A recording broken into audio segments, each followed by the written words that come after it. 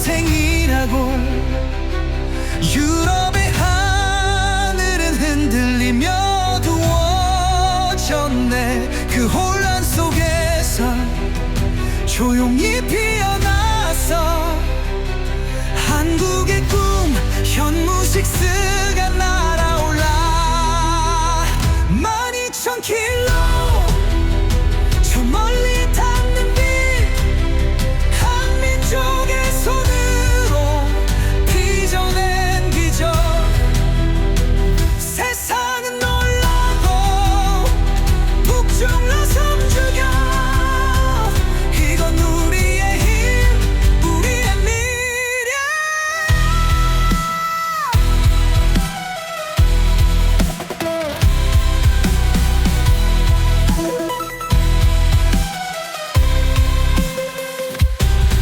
현무식스가 하늘을 가르며 세계의 한가운데 우뚝 서네. 트럼프의 말이 유럽을 흔들 때 한국은 홀로 빛나며 노래하네. 우리의 기술, 우리의 자랑, 이 땅의 힘으로 세상을 뒤흔들어. 유럽은 울며 길을 잃었지만 우리는 침묵 속에서 길을 열었네. 현무의 날개지 우리의 역사야. 고난 속에서도 꺾이지 않았어.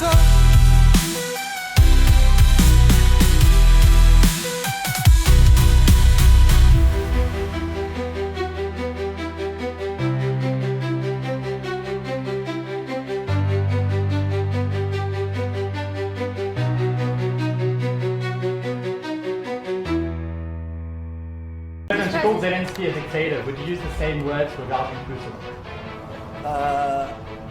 I don't use those words lightly. I think that we're going to see how it all works out. Let's see what happens. 트럼프의 한마디가 한국을 자체 핵무장의 길로 내몰았다. 결국 터질 게 터졌습니다. 미국 도널드 트럼프 대통령의 폭탄 발언으로 우크라이나와 나토 회원국들이 초비상 사태에 빠졌는데요. 주요 골자는 미국이 더 이상 우크라이나의 완전한 안보를 책임지지 않겠다는 것이며, 이는 미국의 실익이 없는 거래일 뿐만 아니라 나토가 해결해야 할 문제라면서 스스로 자신을 지키라고 한 발언입니다. 한술 더 떠 트럼프 대통령은 지난 19일 젤렌스키 우크라이나 대통령을 독재자라며 맹비난하고 우크라이나 지원에서 손을 뗄 가능성을 시사했습니다. But think of it, a modestly successful comedian. President Zelensky talked the United States of America into spending $350 billion to go into a war that basically couldn't be won. He refuses to have elections, is low in the real Ukrainian polls. I mean, how can you be high with every city is being demolished? A dictator without elections. Zelensky better move fast or he's not going to have a country left. Gotta move fast. 그러면서도 프랑스 마크롱 대통령과의 대담 전 한 기자가 푸틴은 독재자인가라고 묻자 나는 독재자라는 말을 쉽게 내뱉는 사람이 아니다라고 답했는데요. President called Zelensky a dictator. Would you use the same words regarding Putin? I don't use those words lightly. I think that we're going to see how it all works out. Let's see what happens.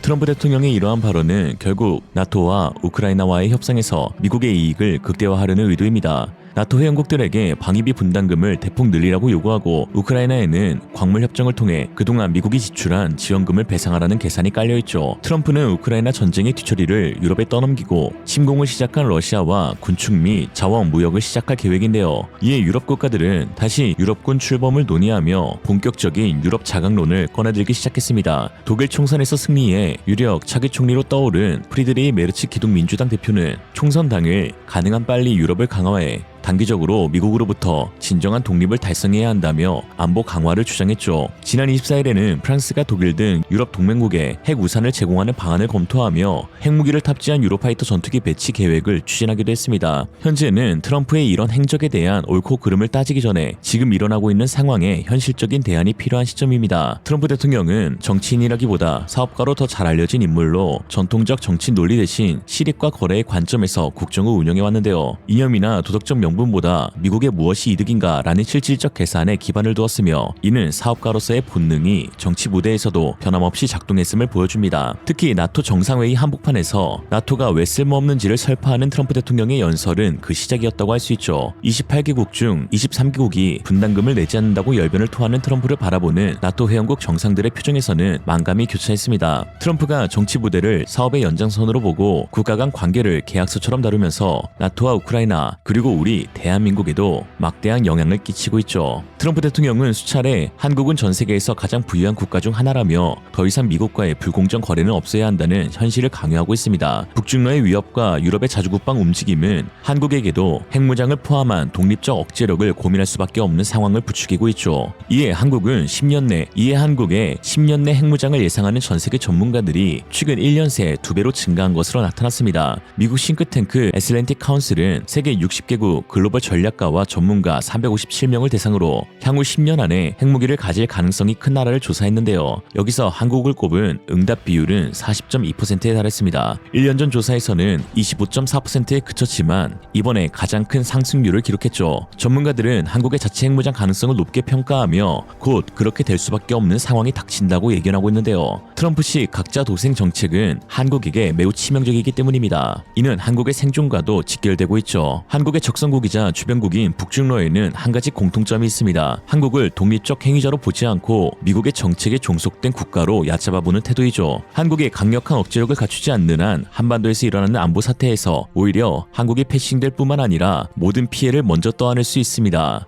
일례로 중국은 사드 배치 결정 후 한국과 직접 대화하지 않고 미국에 압력을 가하며 한국을 의사결정 주체로 인정하지 않았습니다. 중국은 한국이 핵무기나 장거리 미사일이 없이 미국에 의존한다고 판단하며 경제 제재라는 수단으로 한국을 압박했죠. 한국은 핵무기와 장거리 미사일 부족으로 북핵 협상에서 종종 북미 간 양자 대화에 밀려 패싱당한 경험이 있습니다. 분하지만 어쩔 수 없는 현실인데요. 그러나 이런 상황을 타개할 한국의 신의 한 수도 존재합니다. 바로 현무미사일 체계죠. 단순히 한국이 개발한 탄도미사일이라는 의미를 넘어 한국의 전략적 가치를 수호할 무기체계가 바로 현무입니다. 특히 현무5의 개발은 한국 자주국방 실현의 첫 시작이라고 볼 수 있는데요. 현무5는 탄두 중량 9톤에 사거리 800km의 벙커버스터로 일반적으로 알려져 있지만 이 내용만 보면 별다를 것 없는 탄도미사일 중 하나라고 생각할 수 있습니다. 하지만 사실 현무5는 한국을 지역 초강자로 세워줄 게임 체인저입니다. 미래 한국이 보유할 핵탄두의 가장 이상적인 핵 운반 채로서 그 개발이 시작됐기 때문이죠. 현무5는 독특하게도 재래식 무기 체계이면서 2단 고체 연료 로켓을 사용합니다. 고체 연료는 액체 연료보다 저장 및 발사 준비 시간이 짧고 즉각적인 발사 능력을 제공하는데요. 이는 현대 미사일 체계에서 대부분 핵탄두 탑재 탄도 미사일에 사용됩니다. 한국이 현무5에 고체 연료를 채택한 것은 북한의 기습 공격에 신속히 대응하기 위한 목적으로 보이지만 실제로 그보다 핵탄두를 탑재할 경우 더 큰 이점을 발휘하며 2단 설계로 사거리 조절이 가능해 주변 적성국의 각기 대응에 핵 억제력을 위한 유연성을 제공할 수 있습니다. 또한 현무5는 고압가스로 미사일을 발사관에서 튀어오르게 한 후 공중에서 엔진을 점화하는 콜드런치 방식을 사용합니다. 콜드런치는 러시아의 토폴, 야르스와 같은 핵 탑재 ICBM에서 흔히 사용되죠. 발사 시 열 노출을 줄여 적의 탐지를 피하고 발사대의 생존성을 높이는 데 유리합니다. 특히나 핵무기는 선제 공격 후 즉각적인 반격을 피해야 하는 상황에서 발사대의 재배치와 은폐가 매우 중요하죠. 현무5의 콜드런치는 이런 요구를 충족하며 핵 억제 전략에 완벽하게 부합하는 특성을 보여줍니다. 또한 현무5는 현무체계 중 유일하게 조향장치가 있는 텔을 사용합니다. 구축 18륜 K901 텔은 대각선 이동 등 조향 능력이 매우 뛰어난데요. 핵 탑재 미사일은 전략 자산인 만큼 적의 사전 탐지와 공격을 피하기 위해 기동성과 은폐성이 필수적인데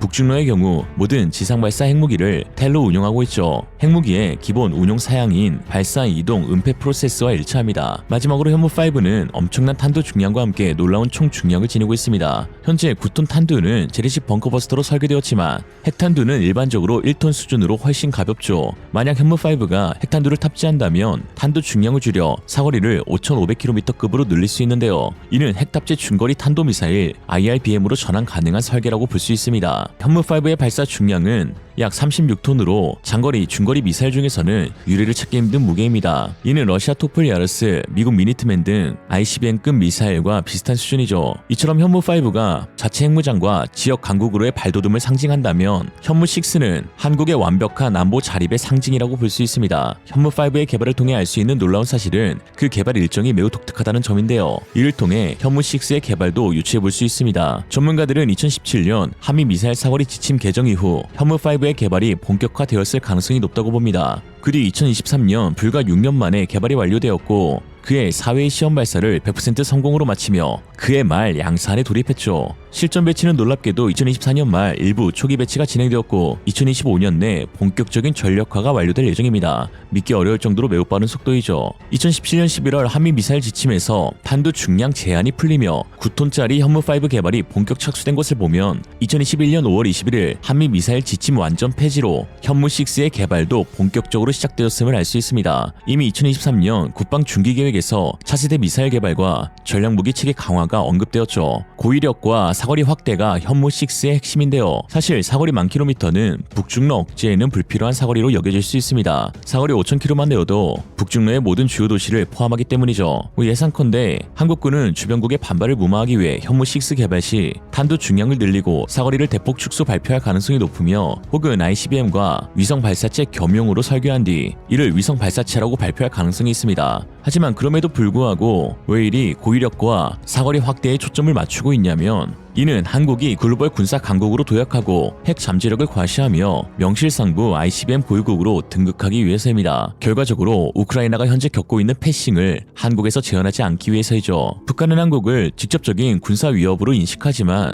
핵무기와 ICBM을 보유하고 있어 한국을 미국의 하이 파트너로 보고 오직 미국과의 양자 대결에 더 집중합니다. 중국 역시 한국과 미국의 동맹 관계를 더 주목하며 한국을 직접적인 위협보다는 간접적 변수로 보고 있습니다. 러시아도 마찬가지죠. 그러나 현무6가 사거리 10,000km 이상 ICBM급의 탄두 중량 1에서 9톤, 심지어 세계 유일하게 자유로운 핵탄두 중량의 운반체로서 개발된다면 북한은 한국을 더 심각한 위협으로 인식하며 한국과의 양자 비핵화를 논의할 것이고 중국은 한국을 지역 패권 도전자로 간주하며 외교적 경제적 압박에서 더욱 신중히 접근할 것입니다. 한국의 협상력과 지역 내 발언권을 크게 높일 수 있는 것이죠. 힘이 있어야 말도 할 수 있는 법입니다. 미국이 러시아와 직접 대화하며 러시아 우크라이나 전쟁 중식을 위해 회담을 추진 중이지만 정작 우크라이나는 빠져 있습니다. 저 운명이 외세에 좌우될 가능성이 있죠. 트럼프의 각자도생 발언으로 한국이 이처럼 되지 말란 법도 없습니다. 한국의 현무6 개발로 북중러 전역을 매우 강력하게 타격할 수 있다면 젤렌스키처럼 패싱당한다고 항의할 필요도 없이 협상 주도권을 쥘 가능성이 높아집니다. 과거 우크라이나는 1991년 소련 붕괴 후 구소련의 핵무기를 물려받았습니다. 당시 우크라이나 영토에는 무려 1,900개의 전략 핵탄두와 2,500개의 전술 핵무기가 배치되어 있어 미국, 러시아 다음으로 세계 3위 수준의 핵무기 보유량을 자랑했죠. 이에 동유럽 정세에서 우크라이나는 주요 플레이어로 부상했습니다. 미국, 러시아, 유럽 국가들은 우크라이나를 핵 보유국으로 인정하며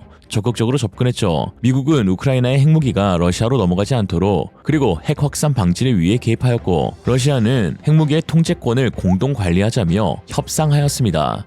영국과 프랑스 등은 우크라이나의 핵 보유가 유럽 전체의 변수가 될 수 있다며 협력을 지속적으로 요구했죠. 한마디로 핵무기 보유 시기 우크라이나는 세계 강대국들의 집중적인 관심과 협상 대상이었습니다. 핵 억지력 덕분에 패싱당하지 않고 설득과 권유의 중심에 서며 그 위상이 지금과는 완전히 달랐죠. 하지만 1994년 부다페스트 각서 협상에서 우크라이나는 자국의 영토 보전과 안보를 보장받는 대가로 핵무기를 포기했고 그 결과는 다들 아시는 대로 군사적 자율성을 완전히 잃은 모습으로 변했습니다. 물론 우크라이나는 나토 비회원국으로 서방의 지원이 제한적이었지만 한국은 한미 동맹으로 미국의 무조건적인 개입 및 지원을 받습니다. 여기에 현무6가 추가되면 한국은 미국 동맹 플러스 자체 억제력이라는 이중 안중망을 갖춰 우크라이나보다 더 강한 협상력을 확보할 수가 있죠. 벌써부터 중국은 현무5가 자국에 끼치는 영향 및 국제적 분석을 주목하고 있는 것이 그 증거입니다. 号称韩国最强导弹的玄武5型弹道导弹近日亮相，来看短片。 10月1号，韩国在京畿道城南市首尔机场举行建军76周年纪念活动，超5000名军人和300多件军事装备参加。俄媒注意到，韩国首次全体系展示了其玄武系列弹道导弹，而最为外界关注的，则要数首次露面的玄武5弹道导弹。韩国媒体则将玄武5称为韩国的最强导弹。据悉，这型导弹的战斗部达8吨，可打击地下掩体，是韩国型3轴体系中大规模惩罚报复作战计划的核心手段。韩媒表示，玄武5虽属于短程弹道导弹，但只要减轻弹头重量，就能够发挥中远程弹道导弹的性能。杜先生，那我们看到韩国对外展示的玄武5型弹道导弹，那这具体是一型怎样的装备呢？以前的玄武5呢，都在韩国的宣传词汇中并没有露出这个庐山真面目。这次阅兵式展示了它的外形，叫9轴，密闭发射，而且运输、机动、发射一体化，显示了超强的这个机动能力和打击能力。玄武5导弹呢，被现在的韩国称为最强导弹，也叫怪兽导弹，因为它配置很特殊。如果能够携带这个8到9吨战斗部，它可以射程达到这个800-900公里。如果把战斗部降到1到2吨，可以达到3000、4000甚至5000的射程。也说明呢，它通过战斗部配重的大小调整，可以让射程出现大的变化。所以这种弹性射程，包括弹性载荷，对于这款导弹应该是一种多用途的表态。那如果近距离对目标进行打击，按他的说法，对地下目标有很强的打击能力，像8、9吨的有效载荷，如果真的采取随进战斗部或者其他的钻地战斗部，那么地下设施，包括它所宣称的核设施，将是攻击重点，指挥设施也会打击目标。那如果需要打击更远的位置，特别是对俄罗斯远东方向以及其他大国的核心位置构成伤害，那么4000公里半径也足以让这枚导弹产生战略威慑效果。所以这枚导弹它在半岛地区所形成的这个战略压力比以往要大得多。同时呢，对于美国利用这枚导弹对大国竞争发挥作用，也能够起到一定效果。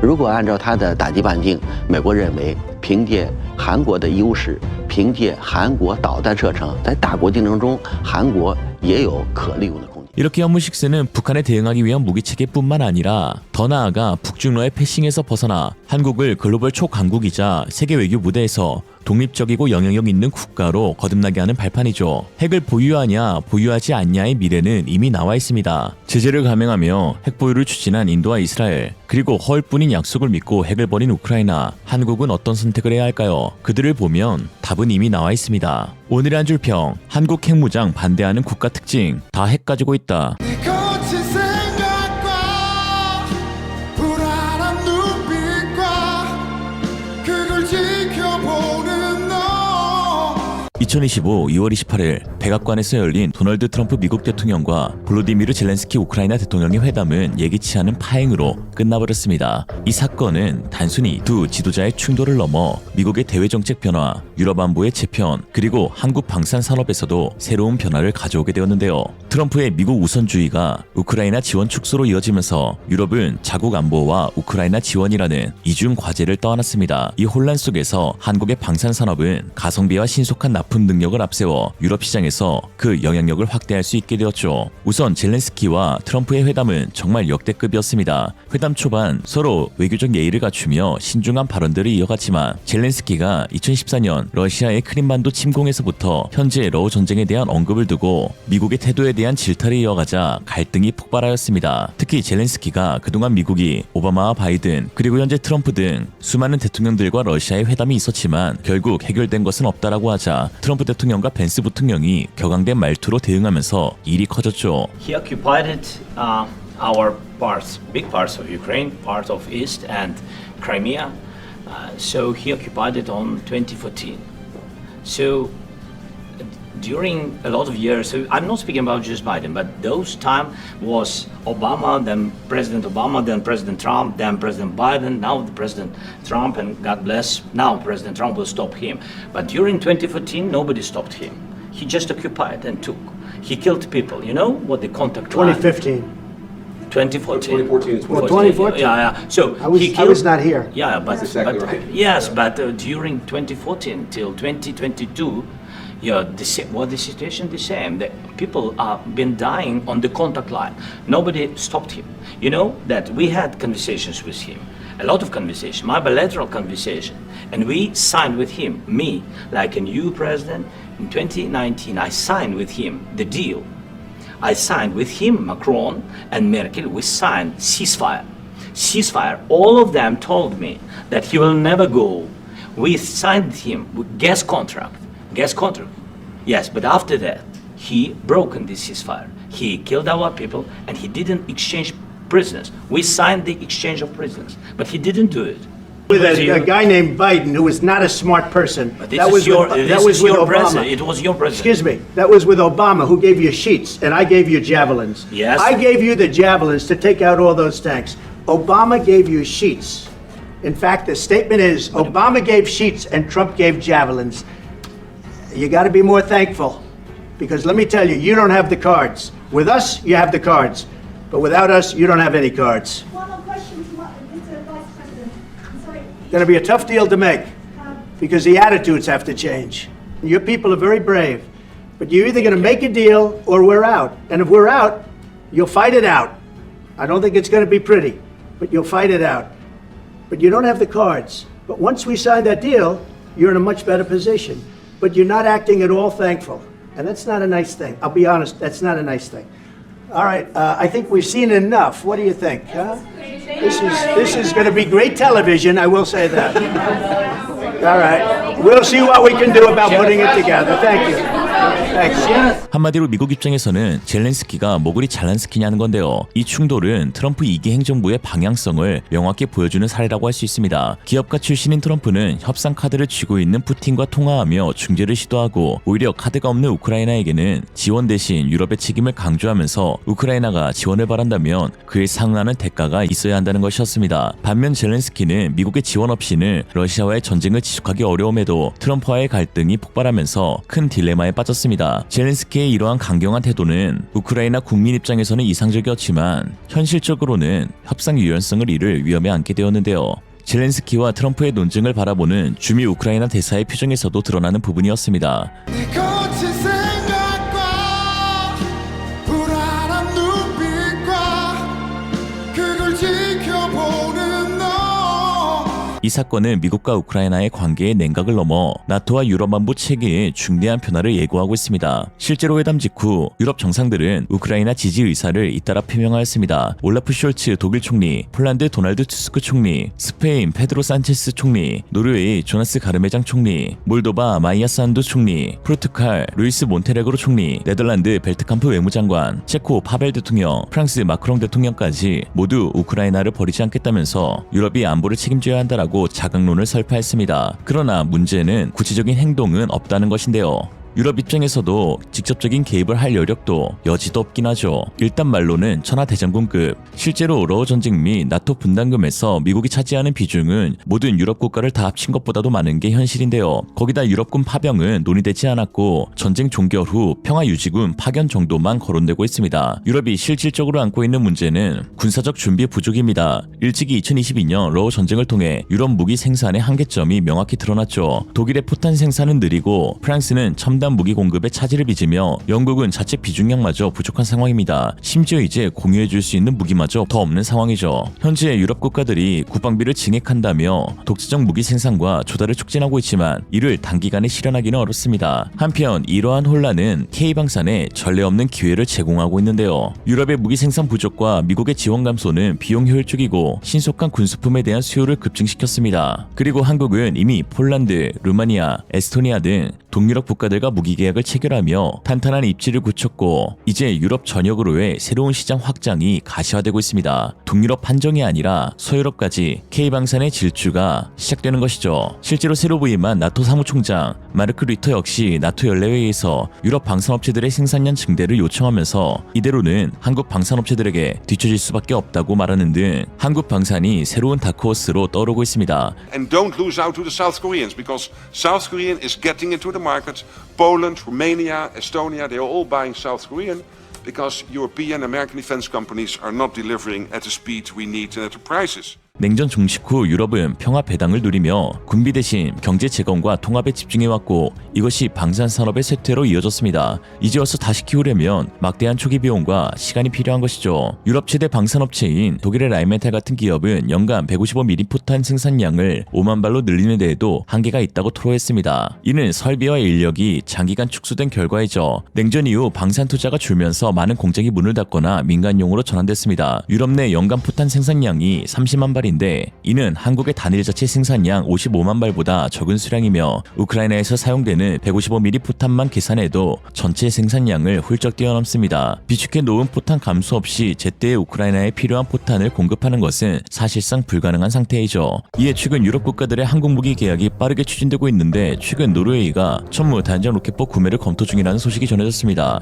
노르웨이는 독일산 전차 추가 구매를 포기하면서까지 장거리 화력수단 도입에 열중하고 있는데 현존하는 세계 최고의 에메랄스인 천무가 최우선 도입 후보 목록으로 올라와 있죠. 천무는 최대 사거리 290km의 탄도미사일인 KT즘-2 수출명 CTM-290을 탑재할 수 있으며 미국 하이마스와 달리 두 개의 포드를 운용하여 현존 최강의 화력을 자랑합니다. 또한 차륜형 차대로 비용 효율성과 기동성을 갖추고 있죠. 이미 하나는 노르웨이 콩스버그 디펜스와 MOU를 맺어 이 협력의 기반을 닦아놓았으며 노르웨이는 28대의 K9 자주포 역시 운용하고 있어 K9, K39 하나 포병 체계의 높은 호환성을 지닐 수 있습니다. 또한 K2표 전차는 루마니아 수출이 유력한 상황입니다. 루마니아는 소련제 T-71을 대체할 전차를 찾고 있으며 실제로 지난해 루마니아 현지에서 기동 및 사격 테스트가 진행되었고 현지 관계자들은 K2의 뛰어난 기동성과 무려 4km의 표적을 정확히 맞추는 높은 사격 명중률에 감탄을 금치 못했다고 합니다. 이미 현대로템은 폴란드와의 10조 원대 계약 성공 및 빠른 납기로 루마니아에게도 신뢰를 주고 있고 현지 생산 협력 가능성도 논의되고 있습니다. 여기에 폴란드는 슬로바키아의 K2PL을 제안하기도 했는데요. 2026년부터 폴란드에서 양산될 K2PL은 기술 이전과 현지화를 특징으로 하며 슬로바키아의 노후 전차 교체 수요와 딱 맞아떨어집니다. 이는 폴란드가 유럽 내 K방산 허브로 부상하는 계기가 되는 것이죠. 또한 FA50에 대한 유럽의 관심도 구체화되고 있는데요. 불가리아, 슬로바키아, 체코가 FA50 블록 20 전투기에 큰 관심을 보이고 있습니다. FA50은 나토 주력 전투기인 F-16과 호환성이 높고 블록 20 진화 단계를 거쳐 공대공 무장, 공중급유, 에이사레이더 등 명실상부 전투기로서의 면모를 갖추게 되었습니다. 슬로바키아는 미그-29 교체를, 불가리아는 L-39 훈련기 대안을, 체코는 다목적 전투기 보강을 고려 중에 있죠. 유럽이 미국의 의존도를 낮추는 상황에서 오히려 한국과의 협력은 늘어나 화제가 되고 있는 것인데 특히 지난 3월 1일 한국 국방부는 현 시점으로 나토 과학기술 STO 파트너십에 한국이 가입했다고 밝혔습니다. 이 파트너십은 한국이 호주, 뉴질랜드와 함께 나토의 아시아 태평양 파트너로 활동하며 국방과학 기술 협력에 기반을 다지게 되는 것인데요. STO는 무기 개발, 기술 교류, 공동 연구를 촉진하며 한국이 강점을 지니고 있는 첨단 기술, 즉 미사일, 유도체계, 위성, 드론 등이 나토 표준에 맞춰질 기회를 제공합니다. K방산의 유럽 시장 접근성을 크게 향상시킬 전망이죠. 세계에는 좋은 무기들이 물론 많습니다. 독일, 프랑스, 이탈리아, 영국 모두 명실상부 방산 강국이죠. 그러나 긴박한 안보 정세에 맞춰 가격 대비 뛰어난 성능의 무기를 대량으로 빠르게 제공해줄 수 있는 나라, 그러면서도 현지화에 맞춰 자국 국방에 보탬이 되어줄 수 있는 나라는 한국밖에 없습니다.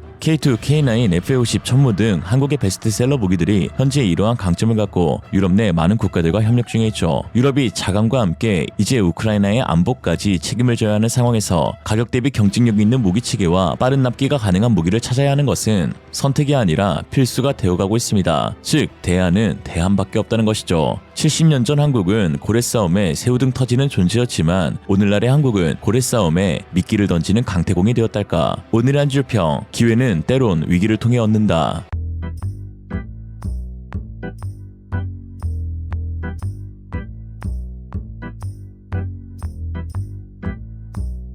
트럼프 대통령 취임 후 첫 번째 백악관 기자회견에서 발표한 발언이 전 세계적으로 강한 파장을 일으키고 있습니다. 트럼프 대통령은 2월 1일부터 중국에 대해 10% 관세 부과를 검토할 것이라고 밝혔고 또 러시아를 향해 우크라이나와의 협상에 응하지 않을 경우 다양한 경제 제재를 가할 것임을 경고하였으며 EU에게는 관세 부과 대상에 포함시키는 동시에 회원국들이 GDP 대비 국방비를 5% 이상 증액해야 한다고 압박하는 등 적성국, 우방국 할 것 없이 융단 폭격을 가했는데요. 이에 따라 적성국들은 관세로 회피하기 위한 대책 마련에 고심하고 있으며 동맹국들은 안보 약화에 대한 우려 속에서 자강론을 강화하고 있습니다. 트럼프 대통령은 과거 우크라이나 전쟁을 단 24시간 안에 종결할 수 있다는 자신감을 드러내면서도 미국 우선주의를 기반으로 한 안보 자생론을 공언해 국제사회의 논란을 불러일으켰습니다. 그의 취임 이후 에마뉘엘 마크롱 프랑스 대통령은 우리의 안보를 미국에 영원히 의존할 순 없다며 유럽의 독립적인 안보 역량 강화를 촉구했는데요. 이어 샤르 미셸 EU 정상회의 상임의장은 우리 아이들의 미래를 위해